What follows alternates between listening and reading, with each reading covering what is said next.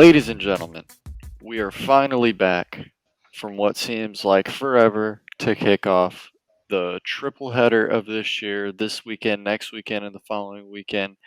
But we're back with episode 32 with Spa. Chris, how we feeling this Sunday? Mixed emotions. Do we start with the bad news first? I feel like it's always good to just start with the bad news. Yeah, I So, think we just got to rip the band-aid off, man. bad news for me is Ferrari, still Ferrari. I thought that maybe Dude, the break they would take a step in the right direction, but then they you saw, troll again. but you even saw them in Saturday, and they've been good on Saturdays typically, but like even on Saturday they're messing up strategy calls there. Like they send Leclerc out on used on new soft tires, and he's like, "Dude, why y'all putting me on new soft tires? I can't even get first place for tomorrow because I got a grid penalty." And then to top that off, they have Carlos go out in front of Leclerc to tow Leclerc, but he can't even get podium. He can't get That's, P1. dude.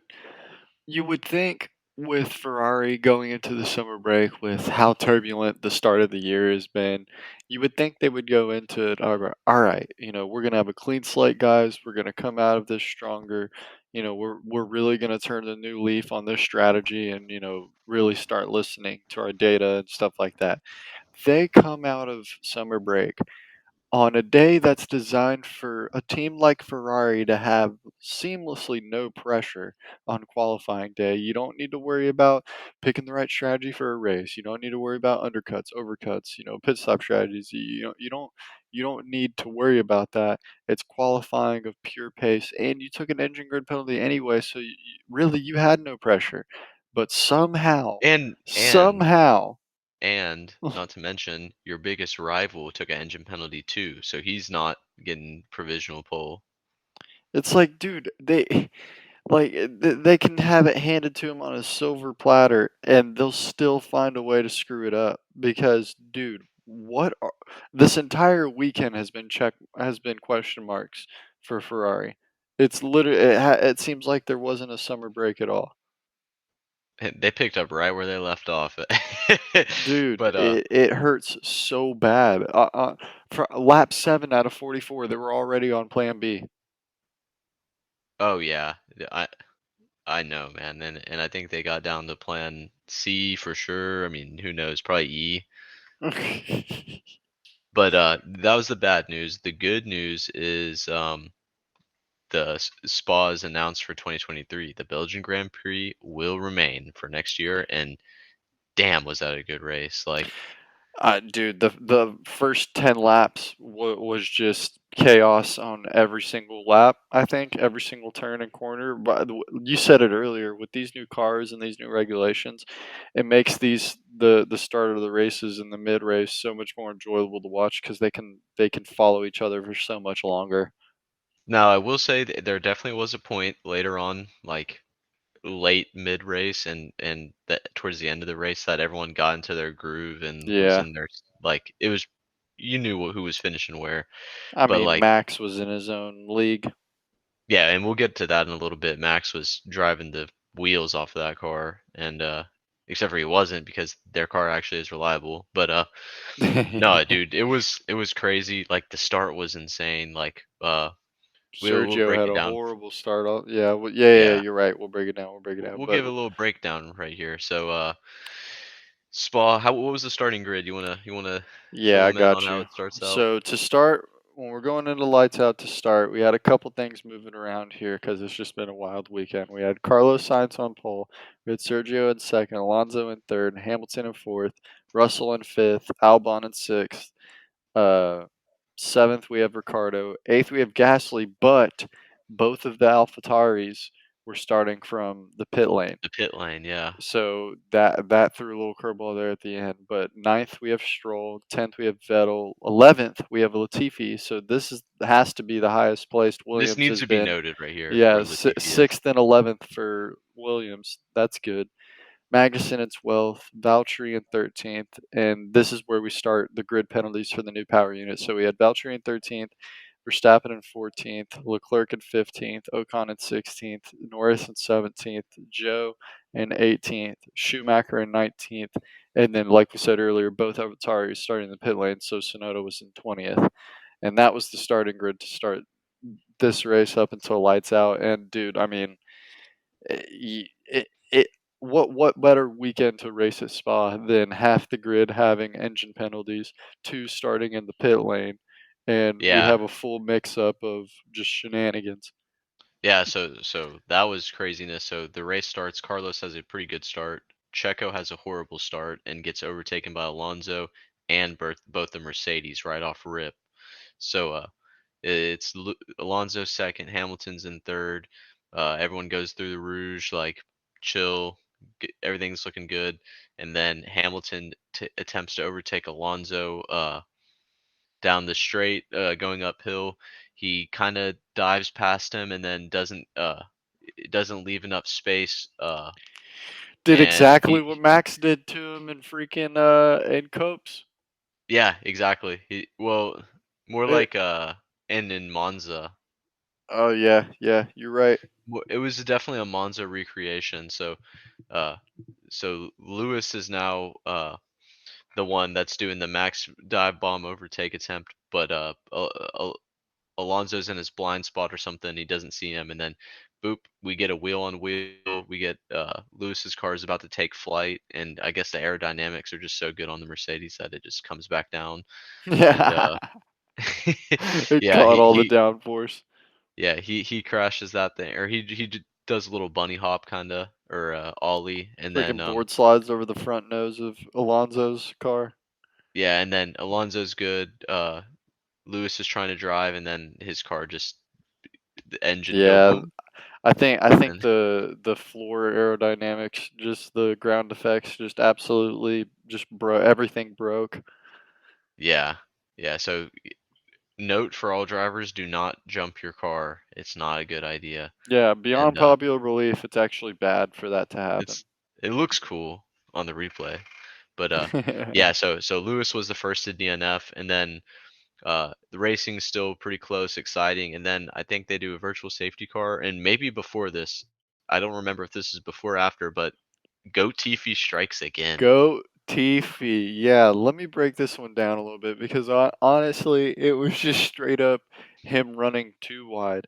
We're basically we get like three-fourths of the way through lap one, and the incident with Alonso and Hamilton happens. So that's way off in the pass sector. They're passing. They're still racing, racing, racing. Uh, right, I think right when we start the second lap, or as we're getting into the second lap, Latifi comes around, sends it a little bit too wide after a chicane, gets his back right rear tire gets a little bit into the gravel trap, absolutely loses the back end, starts sliding, and of course takes out good old Valtteri Bottas. So right off rip, we have Valtteri DNFing and Hamilton DNFing. Yeah, and poor Valtteri had the funniest line, but also it's sad because he got beached, and he's in the gravel, he goes, "I'm beached." And I'm I don't know beached, why. I Latifi. don't know. I don't know why that one cracked me up. So that's crazy. The former Mercedes driver and the number one Mercedes driver both DNF. So I'm sure they were catching up watching the race from the pits, which sucks. But that was the start of the race. It was insane. And meanwhile, I'm pretty sure, Max and Leclerc were cutting their way through traffic, and then they had virtual safety car, and Max basically got another restart up in P8 this time. So, like, everyone knew what was going down. This guy's phenomenal driver. I Like, mean, by lap 8, he was already in 3rd place. Like, yeah, literally at before a fourth of the race could even be done, Chris, Verstappen's already cut his way through the field and is in P3 by lap and 8, and when Ferrari's did going he? backwards. Yeah, when did he get hop into first place? I think I tweeted it on the account. I'm gonna go take a peek at that real quick. No, Um, yeah, like his pace. I mean, we heard George Russell yesterday in interviews after qualifying and before qualifying that even with Max starting at the back of the grid, this Red Bull car is just the race pace on us is incredible, and he already predicted that Max will probably win the race just off the pace alone yeah. that they're showing. So it was lap 14 that he got into the lead. Dude, yeah, literally. Okay, like, bro, Barely starting over a quarter of the way done with the starting race. from 14th, and on lap 14 out of 44 laps, he's already leading the Grand Prix. And also it's on Spa, which is like a really long track, and it's kind of known for not having a lot of overtake opportunities because of how high speed it is. But I mean, also like it's a Red Bull car, like they're the best car on the That grid, thing's and made for speed. Yeah. they had to pass all the midfield teams, and you knew he was going to take make it easy, but like he was leading the race at lap 14. Like he had to pass his challengers also. Yeah, that's what I'm saying. Like, how effortless that car seemed today, and how obviously compared with his driving style of just a winner. I mean, there's nothing else you can say after this from P14 to P1 within 14 laps. Like, that's absolutely inhuman driving, in Yeah, my I voted opinion. him driver of the day. I believe you And he got it won it. correct. Yeah. He did win it. Yeah, there's no questions. He was the driver of the day. It was the Max Verstappen show from start to finish, and everyone knew what he was going to do, and he just went out there and performed and did it. And I think, Red Bull's got to be just so happy with where they're at. And they finished with the 1-2. So Checo got second place. Yeah, they finished with the 1-2, and I believe slow clap for me. That I predicted a Red Bull 1-2 this weekend. They were just due for You one. did. But And who'd you say was getting third? I think I lost on Leclerc. I'm Oh, pretty yeah, sure you I did said Leclerc. Leclerc. Yeah. I had it I mean, dude, you had it way better than me. I had Max winning, then Leclerc second, and then Lewis third, and Lewis didn't even finish the race. Yeah, he And was out on lap 1, brother. yeah, yeah, Like but that honestly, man, that was just racing. I think that was just chalked up to a racing incident. He was going hard, didn't see him in the blind spot, moved over, and there you go. But props to Hamilton either way, because he did take the blame for it. He goes, yeah, that was my fault, and this that, and moving on, and we'll be better next week. But dude, Alonso absolutely eviscerated him on the team radio. did he really? Yeah, dude, he was like, "This idiot, he only knows how to drive in first place." I was like, Oh "Oh my man, goodness. shots Alonso's fired." Hey, Alonso's hungry, man. That dude just signed a 3-year deal. He's here for the long term. Yeah, honestly, I haven't even really thought about that. Like, dude he's pretty serious, man. He wants to stay in F1, and like hearing him on the radio every weekend, like he's actively competing, like he's trying to do damage out there and No, get his he's best very results. much convinced that he can still win races and bring home I a mean, championship with getting in a car. P5 today. Yeah. Yeah, we'll talk about how he got P5 at the end, Yeah, because yeah, we'll get there Jesus. later.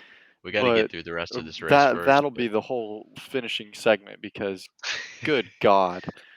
Um Yeah, but going into that, after those first couple battles, everybody starts getting into the groove kind of mid race. You know, I do want to get into something here, and what are McLaren doing with Daniel Ricciardo's strategy? I'm going to call them out right now. What are they doing? Daniel Ricciardo dude, and Lando Norris, you cannot tell me today that they were on the same tire strategy. there weren't. Lando's on the we're keeping him on the team strategy, and they put Danny on the we got to scapegoat him into explaining why our car sucks and kick him off Dude, the team strat. I was livid watching that strategy play out. They pit him. He was on mediums, and they pit him in the soft pit window for. What did he go to hards after or more medium? No, he just Because went to more mediums, and then pitted in the soft window, went to more mediums. Lando stayed out for 3, 4, 5 more laps, because obviously the tires were fine. He started on mediums, dog. There was no way he was coming in with people starting on softs. There was yep. no way. I understand we had a safety car, but what? You started on But mediums. they didn't pit him in the safety car, and shouldn't that make your tires last longer? Bro, I dude, I can't even, I cannot, unless it was the first safety car where Hamilton dipped off, you got 2 little laps in, you came in and put on hards and stayed out double the time, maybe. Maybe, but the hards have proved all weekend to be horrifyingly bad on this track. And you had mediums. You should have stayed out there. You should have stayed out there. And I don't I say you like I'm talking to Danny Rick, but what like dude, I don't get it. I don't get it. There's no way Lando can be starting in 17th and Daniel Ricciardo has 10 freaking places on him and they finish where they finished today. Yeah, no, I think it was. I mean, everyone could see it clear as day. Like whatever strategy they had Danny Rick on was just so horrible, and this isn't the first time this season that that's happened to him. No, Wasn't it it's in not. like yeah, they've ruined him on strategy. They gave him a shitty car, and then they sandbagged him and said, yeah, he's not performing the way we want, so we're moving on to a new driver. Like what? Yeah, and What? then now speaking of that, the new driver, did you see all the stuff coming out about Otmar and Alpine are pretty confident that they're going to win in their suit, not allowing Piastri to sign with McLaren? Oh man. Do you realize that now McLaren sits in this weird limbo state of, all right, they've already burnt the bridge with Ricardo and paid out his contract, so he's really not coming back. And now all of a sudden you're in limbo if you're even going to get your guy that you planned on signing. And then here, top this one off. Like, think about Oscar Piastri. Like, if Alpine pulls this one off, do you think they want to put him on their team? I don't think they do. No, no, I think they absolutely shelve him and make him like sit with his mistakes for the next 2 or 3 years because now he had the chance to come into the F1 grid and before he could get even on a team, he absolutely just comes in like he's been on the grid for 20 years. Yeah, for real, he Like, he did do that. He did come in like a veteran with that. It was kind of baller, honestly. But oh, I loved sometimes it, but damn, it was high risk, high reward. yeah, it was definitely a pretty bold move to make, and especially yeah, like you said, not being a F1 driver at the time, and that's the team that kind of brought you up, and Yeah, they they funded you, paid for you, held commitments, like yeah, there's definitely gonna be some animosity there. So we'll see how this one plays out for Mr. Oscar Piastri. There could probably be zero Australians next year now. yeah, which is a sad thing to say with how this but back to the like it's just I don't know. I can't bring myself to like all year has been Danny Rick's fault. No, it has not. Judged by today, judged by what happened over silly season, and judged by the direction they want to go to, and having known all that information and seeing the atrocity of a strategy they gave that man today, it made me Dude, so livid. listen to this shit also. Like I saw people on Twitter, like even in qualifying, Danny gets out in Q2, but like he was only 3 positions behind Lando. Like it's not like he's severely that far behind in like race pace. Like I didn't do the numbers to see how far off their pace was from each other, but like I don't know, man. He's really not that far, bro. He's He's not. not that far off. Like, and keep in mind, he's obviously like Lando's getting all the upgrades first. Lando's Yeah, getting the car he's not designed that for him. far off, and that's him being the fucking number 2 driver at that team. Major number two driver with a car not even designed for you in mind whatsoever. Like that's what's kind of it's almost impressive because I think he does deserve the team and he does deserve the backing and support from the team. But dude, like trust me, I understand McLaren's in the win now window. I get it. I get both sides. I get it's a cutthroat business. If a driver's not performing, you got to you send him to the chopping block. I get it. But the way that it seemed like Ricardo was just set up for failure from the start with this McLaren team just Look, absolutely makes me livid. I don't even think they're in a position to be in a win now window. Like, they're the ones that are ruining everything. I mean, you have a point there. Like, yeah, yeah, like it would be one thing if it was Red Bull and they have the best car and the best strategist on the grid, and then they had let's say Checo for some reason he wasn't performing well, then you're like, yeah, okay, move on to the next guy. But they're not Red Bull, they're McLaren. They have a suboptimal car. They have horrible pit strategy. They have mediocre pit stops, Yeah. and like I don't know what else to say. Like I'm gonna be riding for Daniel Ricciardo until the end of the season, until the end of his career. So I mean, come at he's us. driving with nothing to lose now. He got his bank. He's got his bag. He yeah, is undecided on a team next year, that we have the Alpine seat floating around, we have Haas. weirdly a Haas seat floating around, we have an AlphaTauri seat kind of floating around. Joe Guan Yu still hasn't officially signed yet, so that technically is open. But reports say, and it's likely to come that he's going to sign with that seat, which is well deserved. I think he's been a great driver. He's just been dealt a tough hand. That's really it. But I mean, maybe the future's not intact, but he should be driving the rest of this year like there's nothing to lose. Yeah, But if he's set up for failure every freaking race weekend, it's gonna be tough. it's definitely going to be tough, but yeah, I mean, it's such a bummer what they're doing over there. It really sucks. It's hard to watch, but I think everyone in the F1 world and on the grid knows what's happening, and they all feel for him. So I'm sure he's getting some support from the friends he's made in F1 and his friends back home. So, and Yeah, the and Lockup that press. podcast, we're pulling for you. No, absolutely. I think indisputably a team favorite of the Lockup podcast is Danny Rick, and it'll forever be Danny Rick. That dude is a shining, beaming light in the world of F1. But no, like, I mean, man, where do we begin with the rest of this race? I mean, you have obviously the shakeup at the back of the grid. I I I Go gotta ahead. say one thing, and it hurts me to say this, but damn it, Ocon actually looked good. You know, I know I've been screaming from the mountaintops that Ocon's a mid driver, and best believe like I still believe that. But today, I'm not gonna lie, Esteban Ocon looked good behind the Alpine. I'll be the first to He admit it. He he looked great. avoided he avoided Latifi swerving across the track into him, which was pretty baller move. And then he did a Michael Schumacher-esque overtake 3 wide down the that uphill Yeah, the straight double after over. He yeah. showed maturity right there, dude. He showed growth. And honestly, like I was kind of surprised how many people when we posted our tier list were saying that Ocon was ranked way too low. And I mean, I guess I don't know.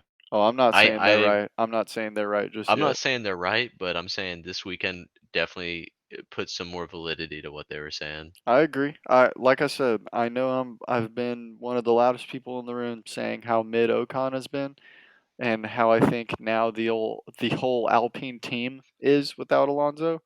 Um, I will also be the first to admit that this weekend, throughout Saturday and Sunday, Ocon looked very good. Ocon Yeah. drove tremendously today.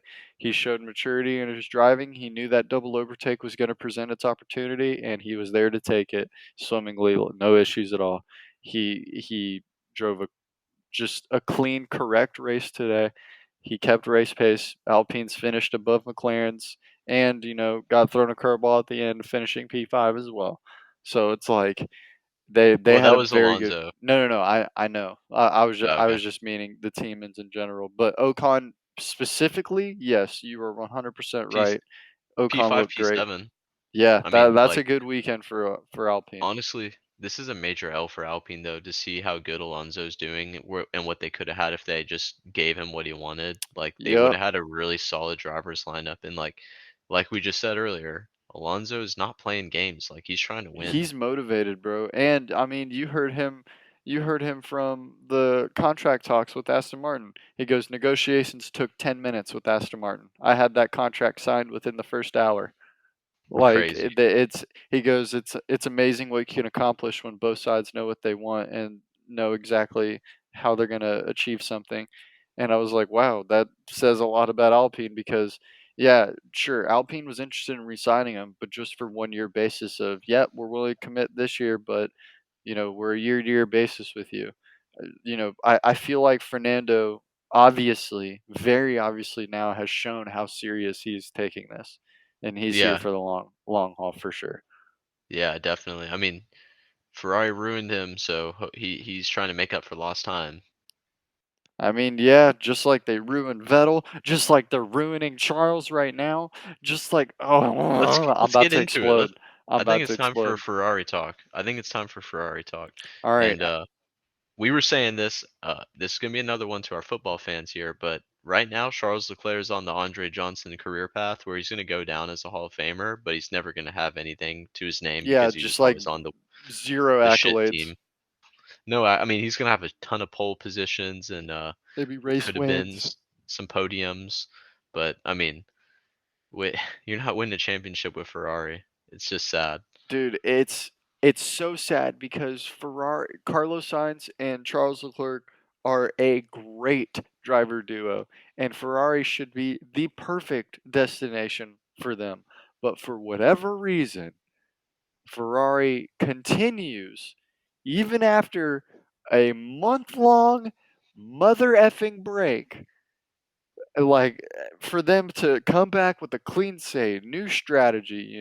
We did some data research. We really crunched down on this. We're not going to make these dumbass mistakes anymore and shoot ourselves in the foot. Nope, they're right back to doing Ferrari things, right back to picking the wrong tires and freaking qualifying, Yeah, right you're back. out there and Leclerc goes, "Why are we on these tires?" And they're like, "Oh, It was a mistake. It was sorry, like, dude, we got the what? wrong one." And then yeah, on the race day even like they had I guess Leclerc had some issues with one of his tires. They had to pit him under the safety car. That's minimal damage, right? And then they're going and he after he pits he goes, "We're doing one more stop, correct? Only one stop after this." And they're like, yeah, we'll do that." And then it's like, dude, seriously? Like why does he have to Yeah, pick these calls? exactly. He's sitting there confirming strategies mid-race, like they haven't even talked about it before the race. And since the safety car happened and he pitted for his new strategic tire to go for a further stint, they think everything's fine and dandy and we're going to do a three stop now. What? And then the icing on the cake for me was for his second and final pit stop. Well, actually, not final. Sorry, we'll get to that one later too. That was great. Oh my But God.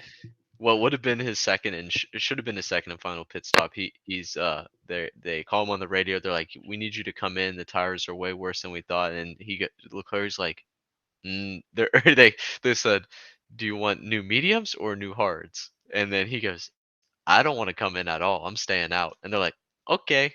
And they just let him keep going, Dude, dude. they have no idea what they're doing. They It's have crazy, zero man. idea what they're doing, Christopher. No clue. And then uh it gets even better. We said earlier you heard Leclerc ask him only one more stop, right?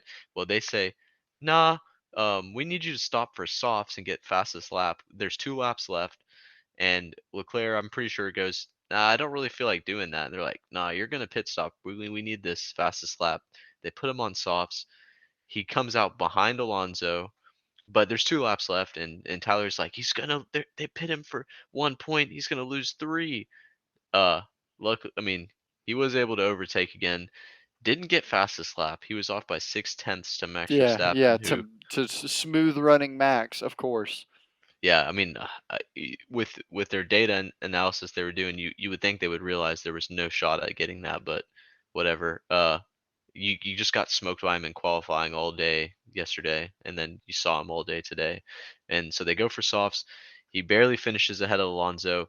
He gets a speeding penalty in the pits, and now 5 second penalty. He's behind Alonso, and he finishes P6 for the day. Literally the cherry on top of a trolley weekend. Yeah, Like it is the metaphorical cherry on top of a trolley weekend because how do you have a three stop race at Spa with 44 laps of running two pairs of mediums and a soft, and you change the softs on the last two freaking laps of the track? You're already ahead of Alonso. You let by a Alonso lot. pass. Yeah, you by a lot, literally 20 seconds.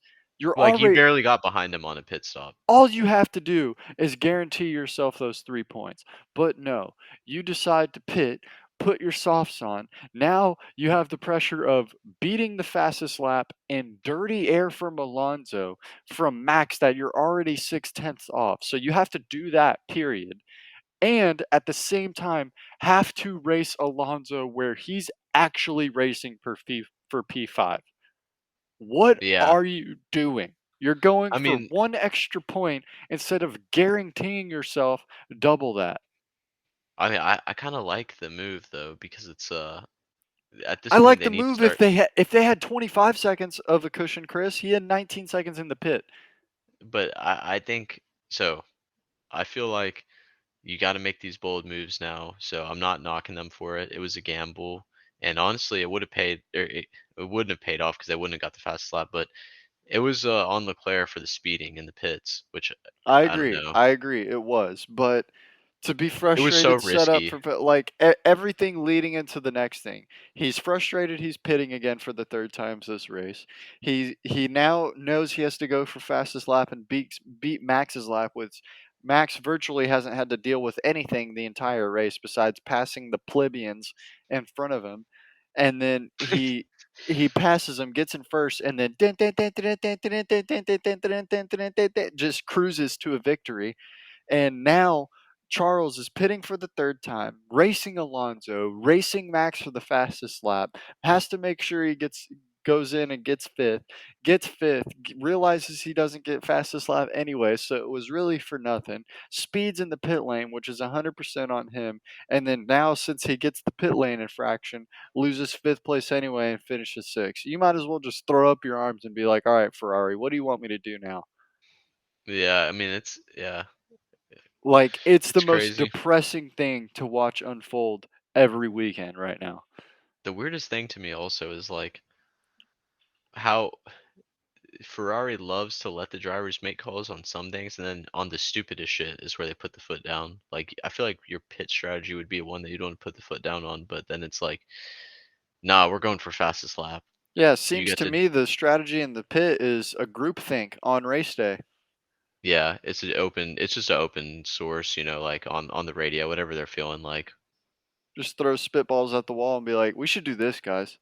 And then they pick the stupidest thing to be like, yeah, we're definitely gonna do this. We're definitely pitting for softs to get that fastest lap. Yeah, and then they ask confirmation from their driver that goes 200 miles an hour through turns and, is focusing on just putting y'all in a good position. Were they ever faster than Verstappen in qualifying? I don't think so. I don't think they were. So what made them think they could do that? I I mean, Chris, that's exactly the problem here. I don't know. I Where don't know. I have no idea. Based on their decision making, I have zero idea where the supporting data is. Can you tell me? no, I couldn't. Like, I mean, like it's like we don't know what it's they're like doing in testing in between races, but dude, on a race weekend of seeing FP1, FP2, FP3 qualifying and to the race weekend, I feel like I'd have a good idea of what y'all should be doing going into Sunday. And y'all continue to do the opposite. yeah, it's insane, honestly. I don't like I don't really have any more words to summarize how I feel about it or what I think about it. It's just ridiculous. But that's enough of this Ferrari crap. They suck still. George Russell. Let's talk about him for a little bit because he had a really good showing today. Yeah, Mr. Consistent lives on, man. Like, Yeah, what more for can you real. say about him? He had a P4 finish today. He almost, if given 10 or so more laps, I think he could have maybe caught on signs a little bit more than he did. Because you could tell he was racing, racing, racing. He goes, nah, we're P4. We're going to hold this. And Sainz was worried about his tires. So yeah, if the race was longer, George Russell could have definitely got that I that mean, hell podium. yeah, But they're probably the wrong tires at the wrong time. yeah, I mean, he was on hards at the end. Carlos was. Yeah, why? Ferrari. Yeah, I love the pause for that. I mean, yeah, it's actually sad that that's a legitimate answer now. Yeah, just Ferrari. But yeah, I mean, I mean, go it is ahead. what it I is. guess that's a wrap on Spa, but go ahead and list out our top 10 of points finishers today, man.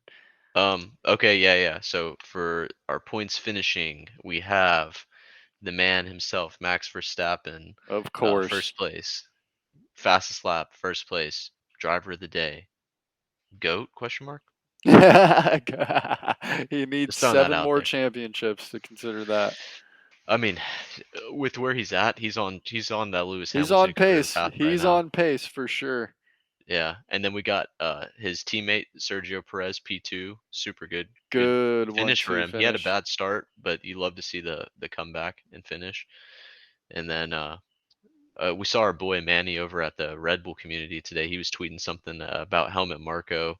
He said not P2 not bad for a South American. So I guess Helmut said some more racist stuff. So Oh again, hate man. that guy. But yeah, Checo P2 super sick. Carlos Sainz P3 barely hanging on. George Russell P4, and then Alonso by shenanigans gets P5. Uh, well, He I say had he had the shenanigans, pace but for P5 anyway. yeah, he was doing good. Like Ferrari took away from him, but Ferrari also gifted him a P5. So there you go. Ferrari taketh, for us Ferrari also giveth back. But they do it in the process of taking away from another driver, which is Leclerc, who gets P6. Yeah, And then Esteban Ocon, praise to him, he finished out of the mid 8 to 12 range. I know. He's in Congrats. P7. That's a Uh, win in my book. Vettel was very racy today. He's P8. Yeah, he sat in Pierre, P5 for a little bit. yeah, and Pierre Gasly finally back in the points, P9. So that was cool. Good Good showing from race out them. of And him then, starting from the back of the grid and in the pit lane. yeah, for real, he actually did really good this weekend, and I've been giving him a lot of shit. So, uh, let's go, Yeah. Pierre. Good one. And then, Albin rounding out the points in Albin. P10. He got that one measly point. I think he has all four of the points for Williams. So, shout out to the man. Yeah, no, shout out to Albin. Getting that Williams into Q3 at Saturday, that's a win in itself, and showing out today on Sunday, it just proves that you do in fact belong in F1, and I think we all can come to terms now that your Red Bull stint was just a tad too early in your career, man. You could have flourished. Yeah, definitely. And I mean, he might have even had some wins. He might That's have what had I'm some wins. saying. I mean, he had P2 robbed from him from Hamilton twice, so I mean, Yeah. Um, so that's the top 10 for the race, and then we have some updates in the driver standings. yeah, which spicy lead changes. Yeah, Checo passes Leclerc for P2 in the driver standings. He's ahead of Leclerc by 5 points. less than 10 points. Yeah, 5 points. Five, yeah, 186 to 5 points. 191. Yeah, 5 points gap there. And then Sainz overtakes George Russell back to P4. He's ahead of Russell by 1 point. He was down 2 points before this weekend, so he's him and Russell, they're battling for that fourth right there. And I'm telling you, dude. Looking at the standings right now, what I'm looking at, those two Mercedes drivers. I don't know, man. I think P1 and 2 in the I think P1 in the constructors and P1 and 2 in the it's drivers belong all Red Bull. But well, I mean, I think Leclerc can easily take second back. Right now, it's a pretty close race from second all the way to fifth, and then Hamilton's sneaking in there slowly but surely. you have a point, but my faith in Ferrari is at a zero right now. So until they prove otherwise, I'm rocking with Sergio. Yeah, I'm just trusting the talent in Leclerc that I You say that right. he can get back in there. And so Sainz is only like 14, 15, no, yeah, 15 points behind Leclerc, so that's close, and that's going to lead to more indecision by Ferrari as they don't know who their number one driver is. Uh, yeah, but those some of our points right there, big changes. I think what do we see? Norris is still seventh, and Ocon and Alonso are gaining on him slowly, but he's still holding that spot. So good stuff for Lando. He needs to have some better finishes though to keep that. And then constructors, we have Red Bull obviously first place, 475 points. Nice, even number. I like it. Well, it's not even number, but 75 feels good. Yeah. Uh, and then Ferraris over 100 points behind them. Dude, it hurt. It literally hurts. It Yeah. literally hurts watching it play out because Ferrari, in my opinion, has left damn near almost 100 points on the grid just in DNFs and misfortunes and wrong strategy and like they've left so much on the grid this year. It's almost a disservice how uncompetitive they look as a constructor, at least to Red Bull. Yeah, I think there's no way that Red Bull doesn't win the constructors, and I don't think Max is going to lose the drivers. I don't see how that can happen. But yeah, that's that situation. Ferrari got a little bit of a gap on Mercedes with the Hamilton DNF today. So they're at 357 for Ferrari, and it's 316 for Mercedes. So they're only like 41 points ahead of Mercedes Yeah, right now. and So then we got the that's big drop off to fourth. yeah, big drop down to Alpine, who's gaining on McLaren now. They're 115 to McLaren's 95, and to think 2 races ago they were tied. Yeah, that's. I mean, it just shows the disconnect at McLaren, man. They were such a strong team 2 years ago. I mean, dude, in 2020 they finished P3. In 2021 they finished P4, but that's because Ferrari really turned it on at the second half of the season. But they were in race winning cars, and like it's just I don't know, man. It's just a fall from grace in my opinion. Yeah, I think one thing to take note on in the future is where Haas is at. They're P7 right now with 34 points, but AlphaTauri is at 29, and they're gaining with Pierre Gasly's finish today, and then Aston Martin's not too far behind AlphaTauri. So Haas has really got to pick it up if they want to keep their P7 spot and like have the most improved constructor of the year, I would say. That and today would have been the day too, because with VB DNFing and Joe starting from the back of the grid, today would have been the day to finish in the points. But I mean, sometimes it just doesn't work out that way. That would have netted you some really really good points, and even moving to P6.